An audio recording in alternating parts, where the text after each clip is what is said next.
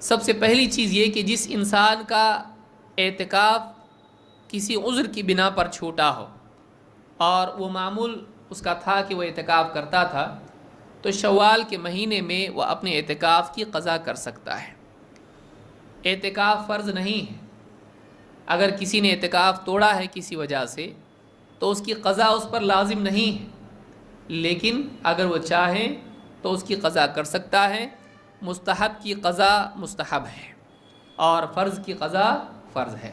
اگر روزہ چھوٹا ہے اس کی قضا فرض ہے، اس لیے کہ روزہ فرض ہے، لیکن چونکہ اعتکاف فرض نہیں ہے لہذا کسی وجہ سے، کسی بیماری کی وجہ سے یا کسی مجبوری کے سبب اس نے اعتکاف توڑا ہے تو وہ اس اعتکاف کی قضا شوال کے مہینے میں کر سکتا ہے۔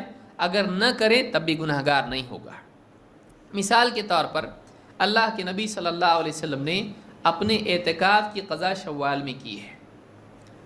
عائشہ رضی اللہ تعالیٰ عنہ فرماتی ہیں کان رسول اللہ صلی اللہ علیہ وسلم یعتکف فی کل رمضان، اللہ کے رسول صلی اللہ علیہ وسلم ہر رمضان میں اعتکاف کرتے تھے۔ وَإِذَا صَلَّى الْغَدَاةَ دَخَلَ مَكَانَهُ الَّذِي اعْتَكَفَ فِيهِ، جب آپ فجر کی نماز پڑھ لیتے اپنے معتکف میں آپ داخل ہو جاتے ہیں۔ مسجد میں خیمہ لگایا جاتا ہے اعتکاف میں، آج بھی لوگ دیکھتے ہیں اس کو، ٹینٹ جس کو ہم کہتے ہیں، خیمہ خاص جگہ اس کی ہوتی ہے تنہائی کی، جس میں وہ اکیلا کٹ کٹا کے رہ کے عبادت کرتا ہے۔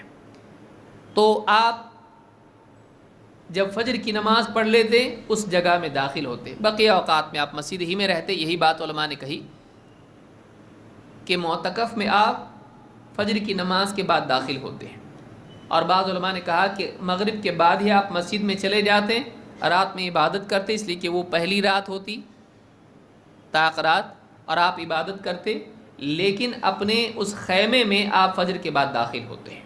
یہ سنت اللہ کے نبی صلی اللہ علیہ وسلم کی تھی۔ امام النووی وغیرہ نے یہی بات کہی ہے۔ فرماتی ہیں فَاسْتَأْذَنَتْهُ عَائِشَةُ أَن تَعْتَكِفَ فَأَذِنَ لَهَا، آپ نے جب اعتکاف کیا تو حضرت عائشہ رضی اللہ تعالیٰ عنہ نے بھی آپ سے اجازت چاہی اعتکاف کی، آپ کے ساتھ مسجد نبوی میں آپ نے اجازت دے دی ہے۔ ابن حجر کہتے ہیں اس میں اشارہ ہے کہ عورت شوہر کی اجازت کے بغیر اعتکاف نہ کرے، اور بعض علماء نے یہ بھی کہا ہے کہ عورت اعتکاف کرے تو شوہر کے ساتھ کرے، کیونکہ آپ نے اعتکاف کیا آپ کے ازواج نے کیا، تو یہ بھی بعض علماء نے کہا، لیکن یہ لازمی شرط بظاہر نہیں دکھائی دیتی ہے۔ فَضَرَبَتْ فِيهِ قُبَّةً، ان کے لیے بھی الگ سے ایک قبہ مسجد میں بنایا گیا۔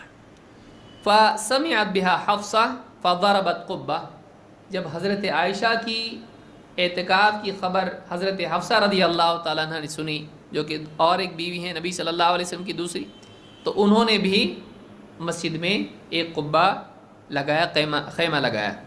فَسَمِعَتْ زَيْنَبُ بِهَا فَضَرَبَتْ قُبَّةً أُخْرَى، جب یہ خبر حضرت زینب نے سنی انہوں نے بھی ایک خیمہ لگایا، 1 2 3 4۔